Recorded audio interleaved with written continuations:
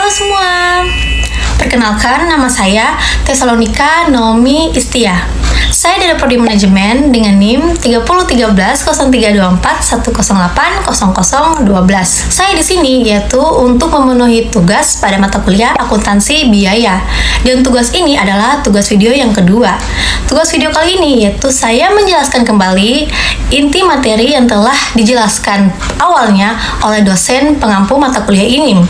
Nah, di sini saya bertugas untuk menjelaskan dengan topik jenis-jenis biaya. Bagi teman-teman yang ingin mengetahui mengenai apa saja jenis-jenis biaya, ayo nonton videonya sampai akhir agar teman-teman bisa mendapatkan wawasan yang lebih luas. Nah, pada pembahasan pertama ini yaitu membahas mengenai apa itu pengertian biaya. Nah, biaya adalah kas atau setara kas yang dikorbankan untuk mendapatkan barang atau jasa yang dimana diperkirakan akan membawa manfaat bagi masa sekarang dan masa yang akan datang. Dan biaya ini juga merupakan salah satu istilah yang merujuk pada nilai atau uang yang dikeluarkan, yang dimana gunanya untuk memperoleh, memproduksi, atau menggunakan suatu barang atau jasa. Beban. Apa itu beban? Beban adalah penurunan manfaat ekonomi dalam satu periode akuntansi dalam bentuk arus kas keluar atau penurunan aset atau terjadinya kewajiban yang mengakibatkan penurunan ekuitas yang dimana tidak mengakibatkan pembagian kepada penanaman modal. Nah, beban juga merupakan biaya yang telah memberikan suatu manfaat dan sekarang masanya telah berakhir atau expire. Nah, teman-teman, sekarang kita masuk pada pembahasan yang kedua, yaitu penggolongan biaya. Nah, penggolongan biaya di sini juga terbagi lagi menjadi 3 poin penting. Dan poin pertama yang akan saya bahas di sini yaitu mengenai dikaitkan dengan produk. Nah, dikaitkan dengan produk ini juga terbagi lagi nih, diklasifikasikan lagi menjadi 3 pembahasan penting, yaitu biaya komersial dan biaya manufaktur, seperti yang sudah saya tata di PPT saya. Pertama kita akan bahas mengenai biaya manufaktur. Apa itu biaya manufaktur? Nah, biaya manufaktur adalah seluruh biaya yang dikeluarkan oleh suatu perusahaan yang digunakan untuk dapat mengelola bahan baku menjadi bahan jadi. Nah, bahan ini atau biaya ini juga mencakup semua pengeluaran yang terjadi di dalam suatu proses produksi. Entah itu mulai dari pembelian bahan, upah tenaga kerja yang terlibat langsung dalam proses produksi, hingga biaya operasional pabrik. Nah, teman-teman, biaya manufaktur di sini juga terdiri dari beberapa komponen-komponen penting yang harus kita ketahui. Komponen penting yang pertama yaitu biaya bahan baku langsung. Ini artinya di mana secara langsung ia membentuk bagian dari produk jadi. Misalnya, kayu untuk membuat meja ataupun kursi dan kain untuk membuat baju ataupun contoh-contoh lainnya. Kemudian, komponen penting yang kedua yaitu biaya tenaga kerja langsung. Ini bisa berupa seperti upah atau gaji karyawan yang terlibat langsung selama proses produksi. Misalnya, gaji penjahit di pabrik atau gaji operator mesin di pabrik. Nah, komponen penting yang terakhir yaitu biaya overhead pabrik. Ini cukup simpel untuk teman-teman ketahui, yaitu semua biaya produksi selain biaya bahan baku langsung dan tenaga kerja langsung. Cukup simpel bukan? Nah, contohnya yaitu seperti listrik pabrik, depresi mesin, gaji mandor, dan penolong.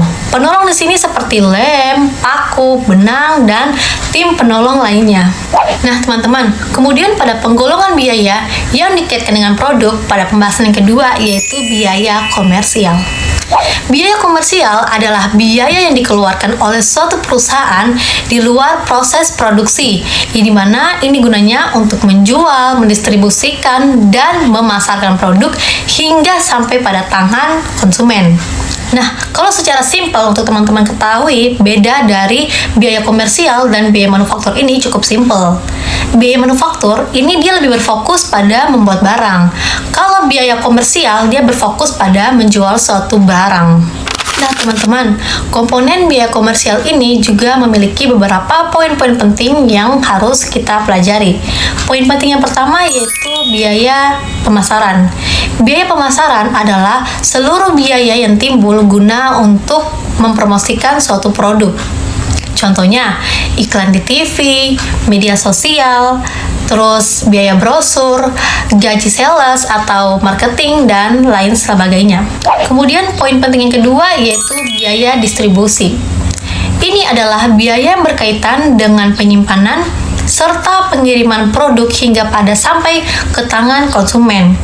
Kalau sekarang bisa dibilang lebih simpelnya tuh kayak all shop. Kita check out barang di all shop seperti di Shopee, TikTok Shop, dan lain sebagainya. Kemudian poin yang berikutnya yaitu biaya administrasi dan umum, yaitu biaya untuk mengelola kegiatan usaha secara keseluruhan.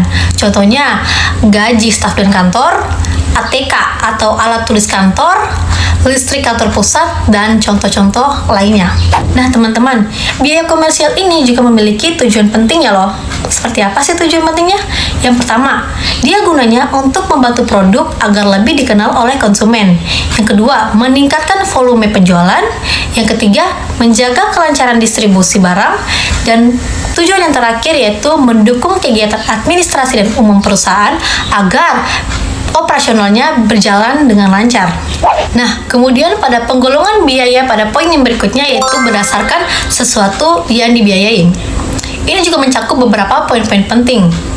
Poin penting yang pertama yaitu biaya langsung.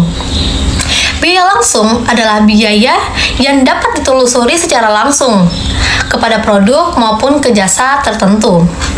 Ini artinya kita tahu dengan sangat jelas dan detail mengenai biaya itu bisa dipakai untuk produk apa saja atau produk mana saja. Nah, biaya langsung ini juga memiliki beberapa contoh.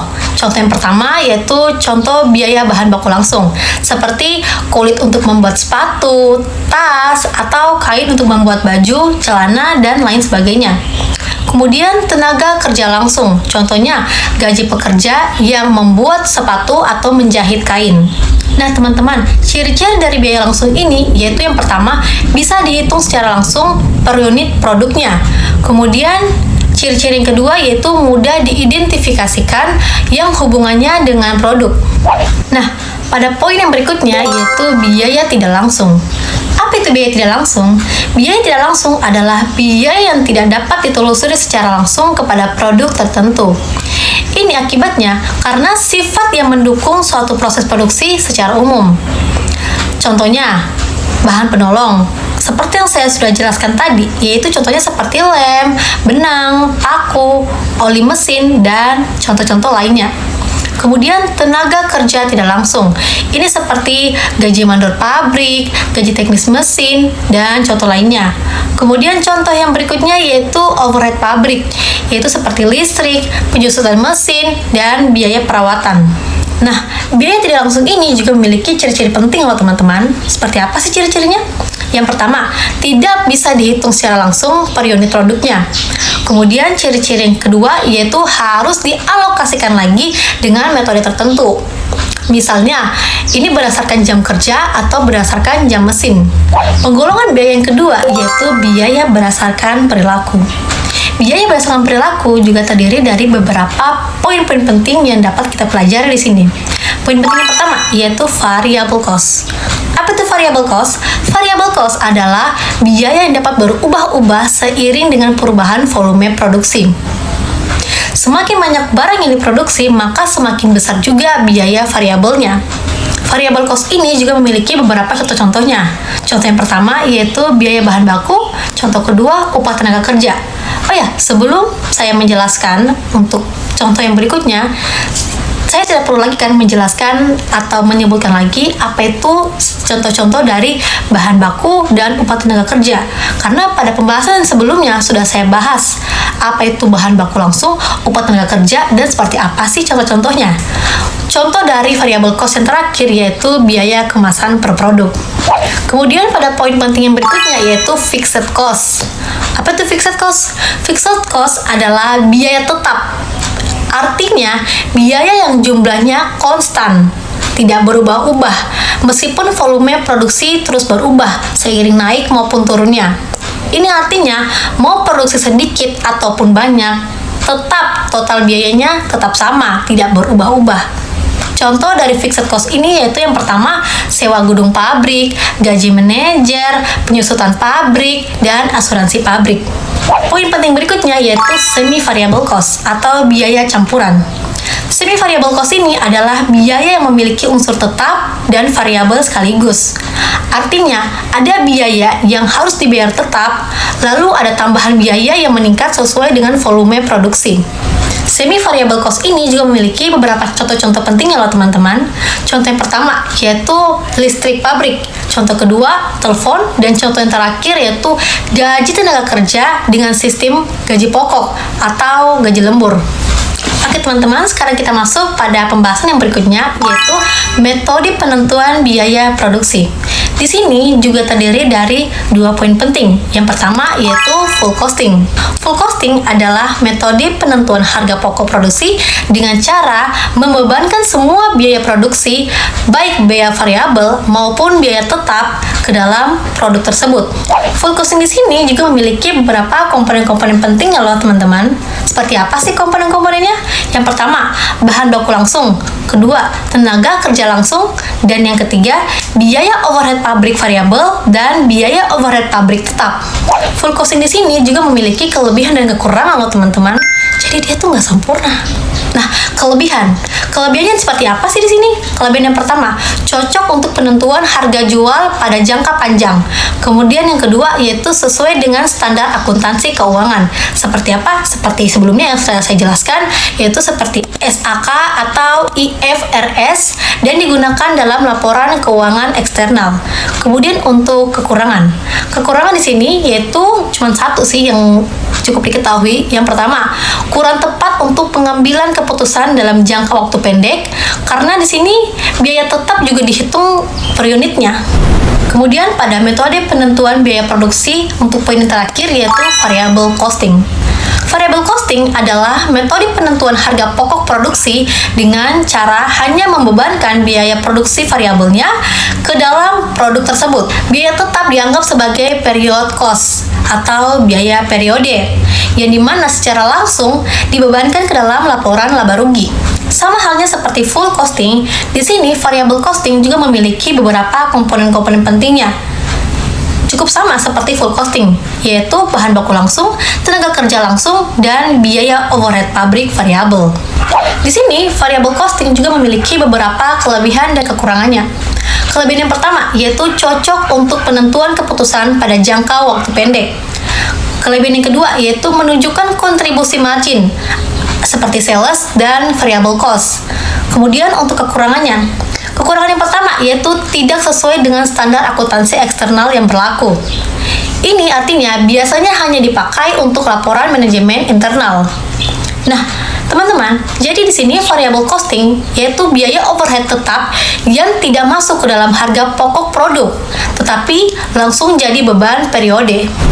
Demikianlah video penjelasan singkat dari saya, yang dimana telah saya bahas mengenai jenis-jenis biaya.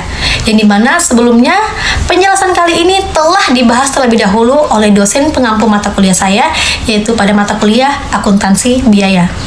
Besar harapan saya kiranya penjelasan singkat kali ini bukan hanya terdengar terlewat begitu saja, namun dapat menjadi wawasan penting dan menjadi wawasan tambahan bagi kita semua yang menontonnya. Tak putus-putusnya harapan saya, yaitu kiranya saya selalu mendapatkan nilai memuaskan dari hasil kerja saya, agar saya dapat membanggakan hati orang-orang tercinta saya, terpenting membanggakan hati Tuhan. Cukup sekian dari saya, sampai ketemu di video dan di tugas selanjutnya. Tuhan Yesus memberkati kita semua, dan bye-bye!